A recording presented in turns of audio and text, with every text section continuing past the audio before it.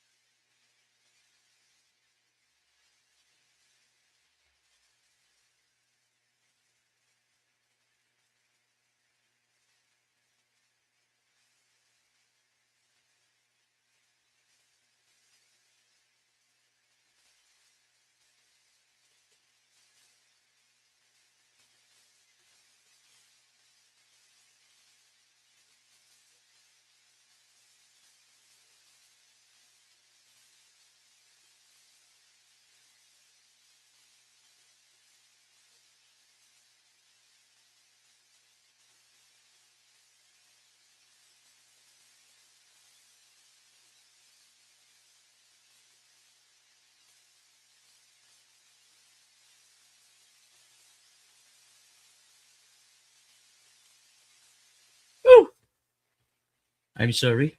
4 minutes na pala ako. I'm sorry. Okay, let's make use of it. Ay, magandang gabi, Chabi Chagon, Madrid, Spain. Buenas noches, di Pilipinas. Watching from Singapore, si Andrea Guico, Maya Pabengi. Sa mga kabalen ko. Sa Naimbang Rabim, sa mga kabsat ko ng paborito. At ang ating pag-usapan po ay si Nicolas Torre. Ang problema po na nangyari kay Nicolas Torre ay ito po ay nagsasalamin kung anong klaseng pamahalaan meron tayo. Lahat na lamang ata na aspeto na gawin sa ating pamahalaan ay laging may gulo. Sa pag naalala ko noong nakaraan, nag-anunsyo na nagretiro, napapahiya si Anticlaire Castro. Nag-anunsyo siya, nagretiro si Bersamin, Lucas Bersamin. Tinanggi ni Bersamin. Wala. Ibig sabihin, tameme. Pahiya. Sinabi ni Bersamin, kusa lang akong tinanggal. Ganon din si Amina Pangandaman. Marami pang ibang beses hanggat pinakahuli. Nag-anunsyo sila, gumawa pa ng resolution ang Napolcom. Akalain mo dito natin nabisto yung Napolcom. Gumabawa pala ang Napolcom ng resolution na kahit walang naghahain ng panukala na magkaroon ng resolution. Sila-sila lang. Hindi po pwede yung resolution na sila-sila lang na sa bagay na nakaapekta sa buong bayan. Maapektado ang buong bayan. Siyempre matatanggalan ang kinikilala nilang totoong chief ng PNP. Walang iba kundi si Torre. Nakita naman natin mula nung ipinalit yung acting, talagang acting lang siya, pang-acting lang. Kasi bakit? Yung tikas ng 5-minute response na wala. Ang galing na yung 5-minute response ni Torre. Galit ako kay Torre dahil nagkasala siya sa pagkidnap kay Digong. Pero kinakampihan ko siya sa kanyang mga programa na pinakita na talagang iyan ang tikas ng Chief PNP. Yung 5 minutes response, nahuli kagad. Naalala ko pa nung siya ay hepe ng Quezon City Police District. May siyang kauna-unahang police na hepe na nagpapatupad ng drone patrol.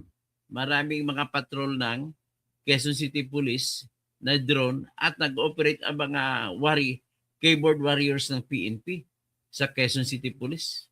At nakita pa yung isang tao sa bubong, umakyat, tatangkang magpapakamatay. Naisalba pa nila ni Torre. Ganon po kagaling si Torre pagdating sa police work. Akalain mo, isa lang na hindi ko managalingan sa kanya, pero pwede mo rin sabihin na argumentative na bawal po kasi sa isang pulis o NBI o sino man ang mag-aresto papasok sa bahay ng may bahay kung wala siyang personal na alam na ang kanyang arestuhin ay nandun sa bahay. Pinuntahan niya yung pribadong lugar ng relihiyon ni Kibuloy at eskwelahan niya. At naghukay pa doon. Dapak na naghukay ka na, naghukay ka ng makina. Kapalit na po yun ng pruweba na wala siyang personal na alam. Despite that, pinilit niya. Sinugal niya ang kanyang karera. Nakuha niya si Kibuloy kasi sumuko pala si Kibuloy. Ayaw na ni Kibuloy na tinutuloy-tuloy ang yung paghukay sa kanyang simbahan.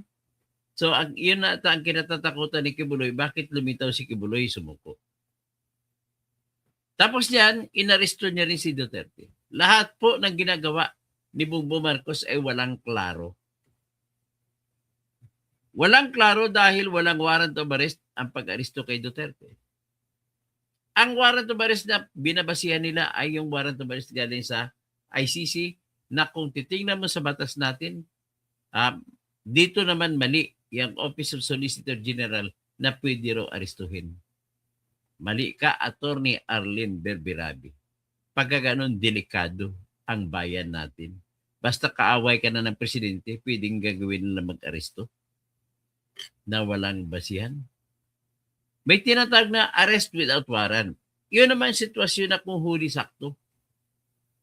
At kagagawa mo na ng krimen at ang mga nakikita na mga sitwasyon, sirkumstansya, ay nagtuturo walang iba kundi ikaw gumawa ng krimen.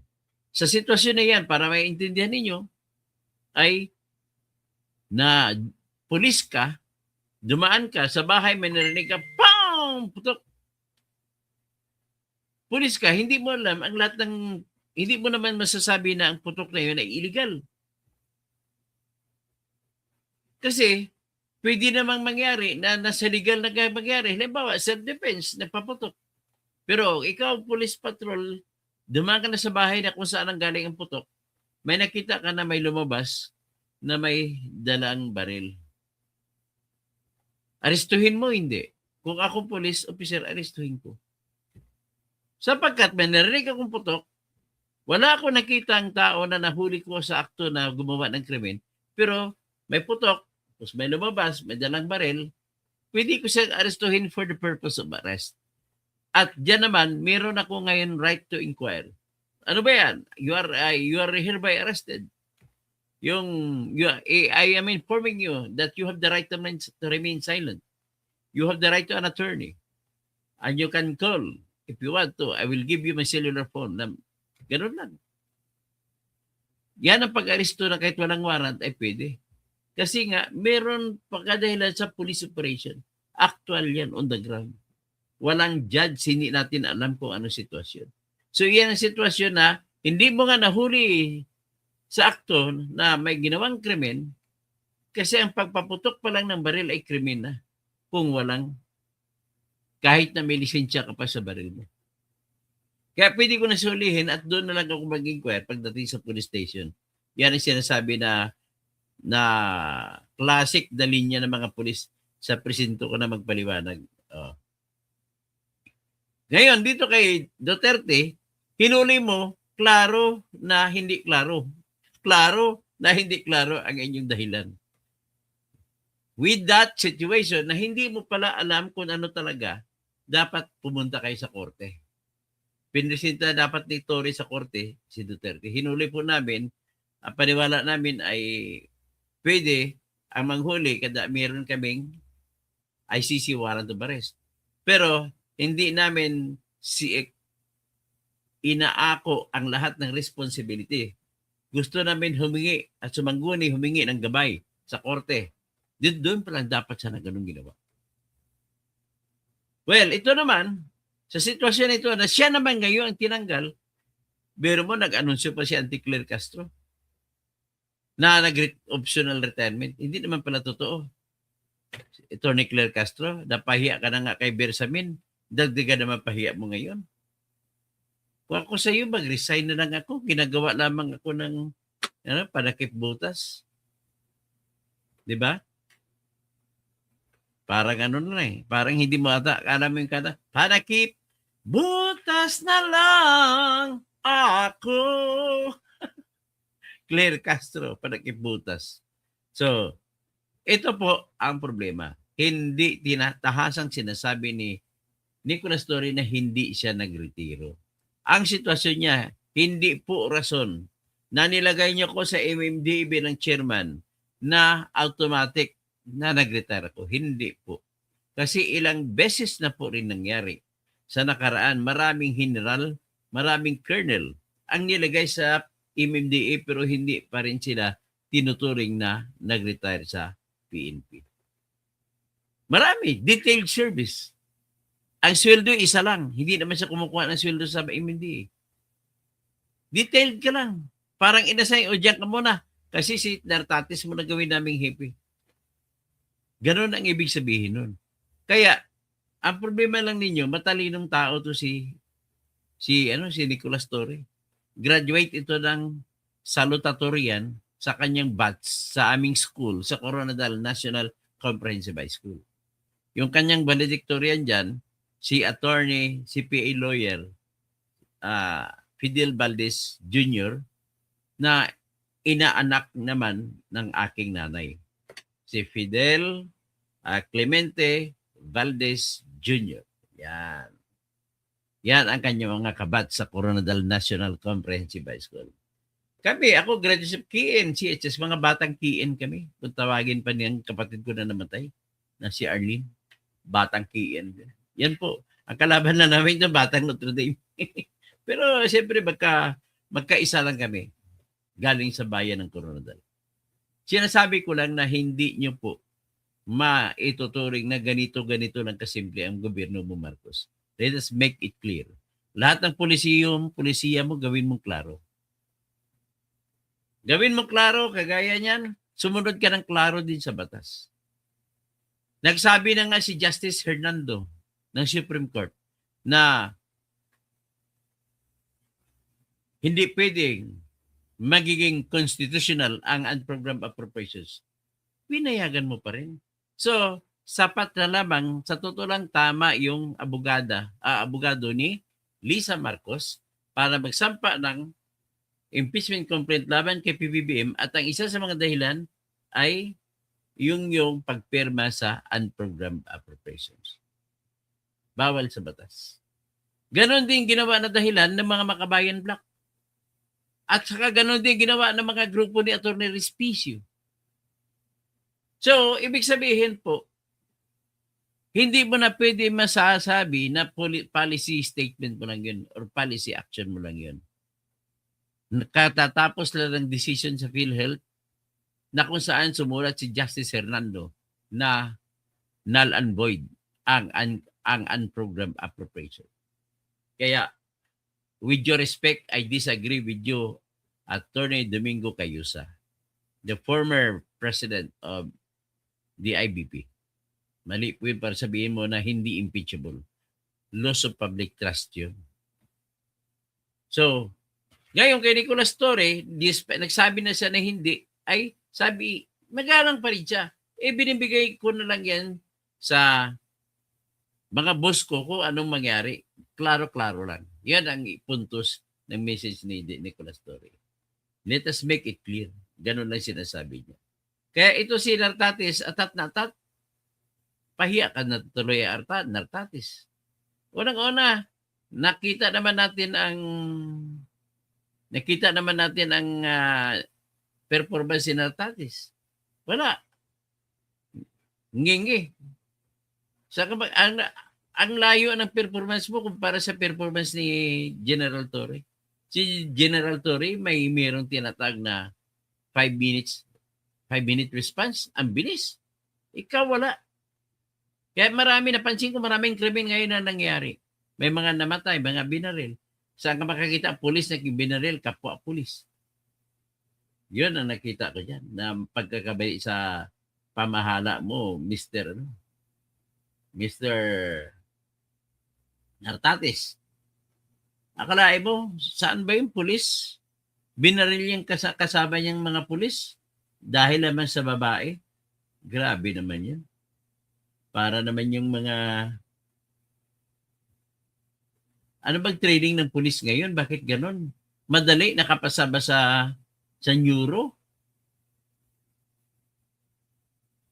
So, dapat may policy change kayo dyan sa pag-recruit sa mga pulis.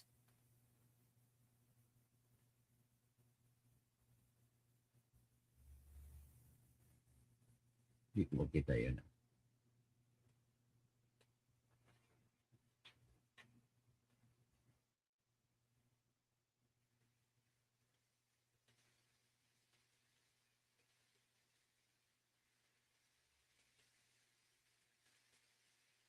Okay.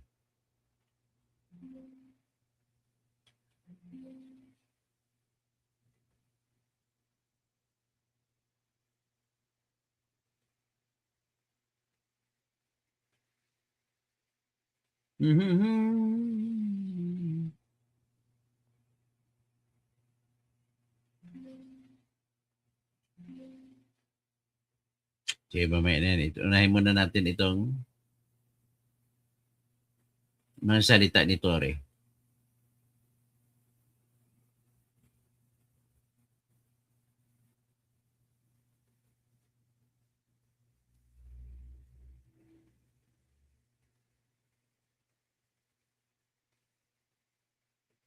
Ito po, sinabi niya, kahasan niya sinabi, hindi pa siya nag-resign.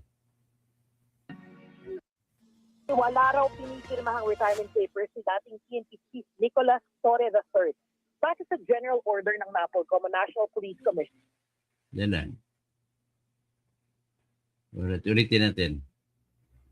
Siya na may teksang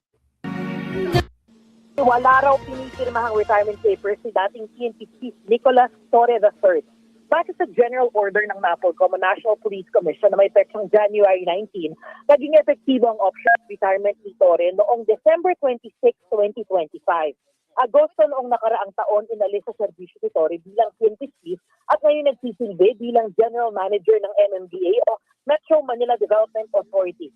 Sabi ni Torre sa panayam sa kanya kanina, hindi siya nag-file ng optional retirement.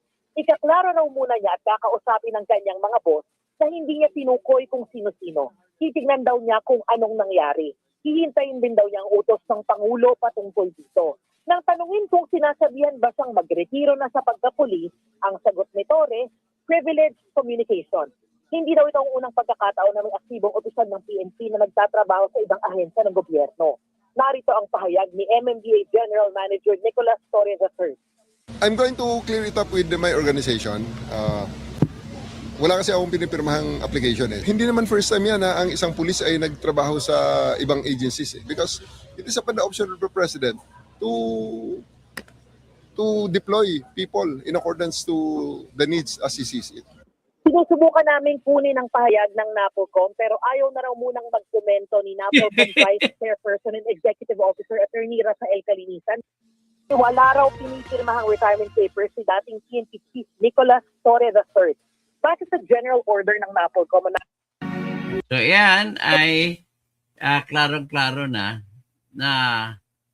parang sinampal ni Attorney Calinisan yung sarili niya. Kasi earlier ay nagsampa na sila gumawa ng resolution na tinatanggap na ang retirement ni Torre. Tapos ngayon, nasasampal na naman sila ng statement ni Torre. Wala akong pinirma na nag-retire ako. Napahiya, nasampal sila. Sobrang nakakahiya ang ginagawa. Pakinggan natin itong balita ng ABS-CBN patungkol kay Torre.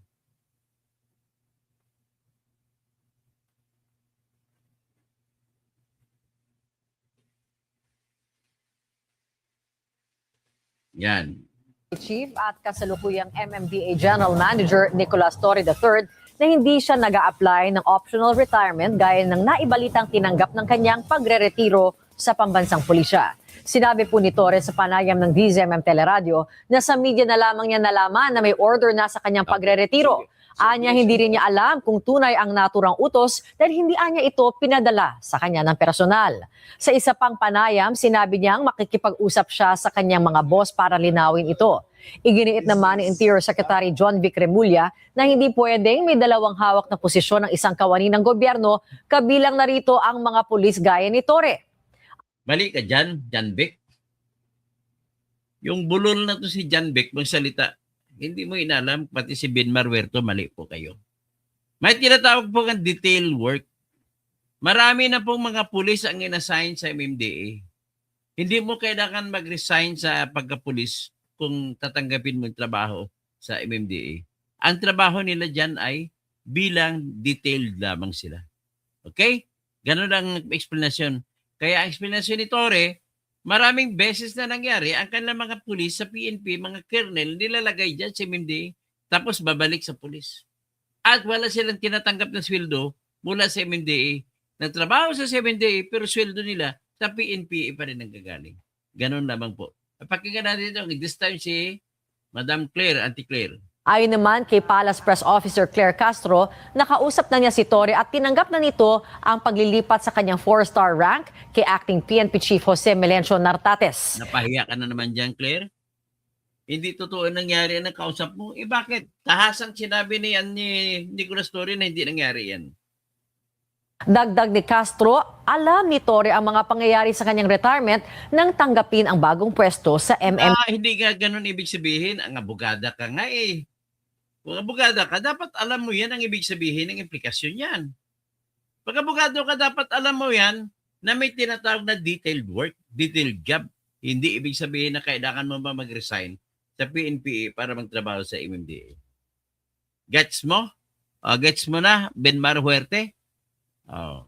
Yan kasi ang mata nyo nakatigil na sa ganun, hindi kayo lumalawak ang paningin ninyo. Ito naman si Auntie Claire Castro, ang kanyang dating anti-BBM ito kung mag-vlog. Ngayon pro-BBM na, hindi natin alam kung gaano kakasip-sip ang trabaho dyan sa Malacanang. Ang problema yan, naintindihan kita, ang trabaho mo dyan, you are not allowed to say against the president. Yan. Pero yung optional retirement na lumalabas sa order na yan, wala akong nandyan wala akong in-applyan. So, yung lumalabas na optional retirement na order na yan, wala akong in-applyan, wala akong pinirmahan. You have to request for it. Hindi po pwedeng unilaterally i-retire ka. You have to request for it. Hindi po pwedeng unilaterally i-retire ka. You cannot hold two government positions at the same Isang bobo pa, bagay hindi ka naman abogado. time. In this case, kung tumatanggap pa siya ng sweldo sa PNP, tapos tumatanggap siya ng sweldo sa... Turantado ka ba? Detailed yun. Kabubo ka. Dapat umalis ka dyan. Ang kapatid mo na abogado rin ay bobo rin. Bendalo. MMDA, kailangan niya isoli ang sweldo sa previous position. Ano isuli? Alam mo ba, inalam mo ba kung tumatanggap ng sweldo o hindi? Anong klaseng opisyal ka? Kwenta itong Tumatanggap pa rin siya. Yun. Dahil po tinanggap niya po ang posisyon na ito, Ay, siya pa to. Hindi ibig sabihin tinanggap ang posisyon. Alam niya naman po kung Nilagay detail siya. ano po ang maaaring mangyari at muli, Ay, Claire, yung lumalabas na buba ka. Pasensya na. Lumalabas na bubo ka. Sayang pa naman, graduate ka pa pala ng UST na cum laude, tapos ganon-ganon lang performance mo. Sayang. Sayang. Ay, what is very clear is hindi siya nag-resign, hindi nag-retire. So with that, you have to apply what is the law. And the law says that there is no such thing as retirement kung walang clear and convincing evidence na document na nag-retire siya o nag-resign siya. Kailangan po yan, hindi po pwede implied. Ang pagtanggap niya ng pwesto ay detailed. Hindi man siya tumanggap ng sweldo. Ang sweldo niya tinanggap ay mula sa PNP. Okay? Ganun lamang po ang batas natin patungkol sa mga double positions kuminsan. Hinugot ka sa isang ahensya, nilagay ka sa isang ahensya. Ganun lamang po yan. Maintindihan mo yan? Mr. Ben Marwerte? Ayoko ng trabaho, ayokong trabaho ni Intikler na tinanggap niya. Akalain mo kahit na nagkamali ng boss mo, magsasalita ka pa rin tama ang boss mo. Yan ang pinaka-problema. Oh.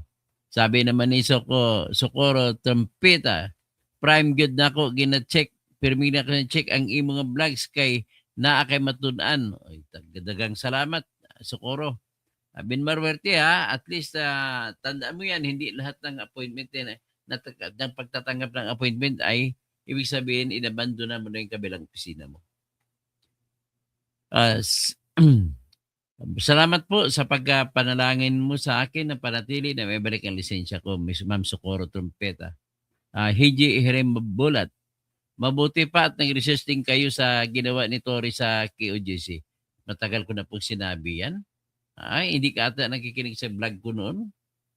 Matagal na po yun. Kasi ang batas po sa pag-aresto, ulitin ko lang para marami ka natutunan.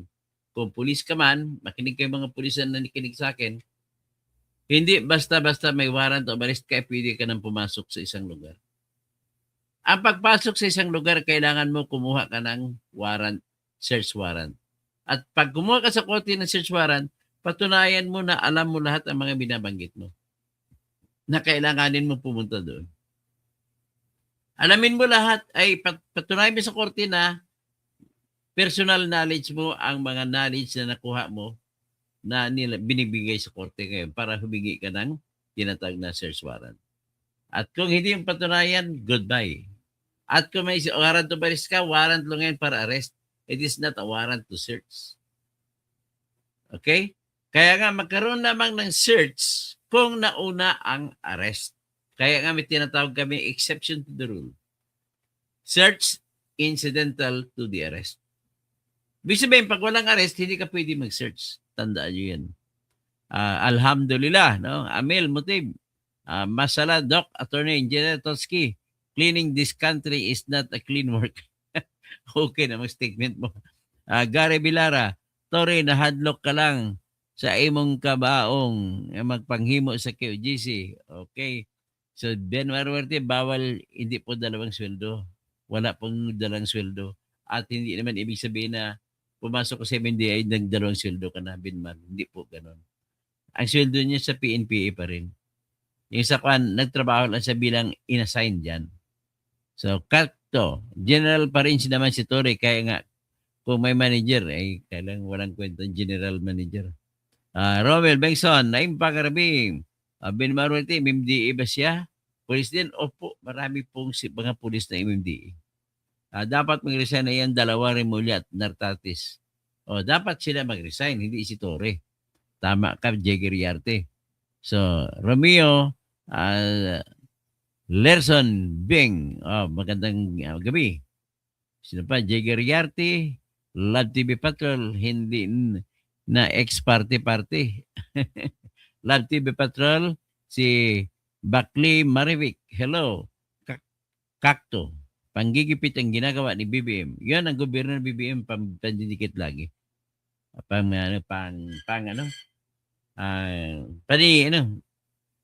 Anong tamang term? Panggigipit. Yes, panggigipit ang tamang term. So, Brilya, Hynos, na ibang gabi, at saka kan, maya pabingi sa mga kabalin natin dyan sa Sibera, sa Mabalacat. Eulalio, Herlasan, mga Sibera, Mabalacat, mga kliyente namin yan dyan eh. May panalo namin laban sa 2 bilyonaryo. Yung Sibera, pinanalo namin laban kay Globe Isatic, si Delphine Lee, at laban kay Westchester Realty Corporation. Si Erwin Malinis, good evening, watching from Bacoor, Cavite. Ay, salamat po. Sino pang iba? Si Rod Stair, madamo nga salamat sa imong ginhatag. Nida Pachin, is this live? Yes, this is live. Si Rod Stair, takip-takip si Auntie Claire. Romeo Von Beng, sana mabalik ng lisensya mo. Okay, we will pray to God. Danilo Thailand, naimbang Arabim. Okay, maray na banggi sa lahat ng Bicolano. Okay, hanggang dyan lang muna ngayon at gagawa alas 11:30. Mag-vlog naman tayo tungkol sa impeachment muna.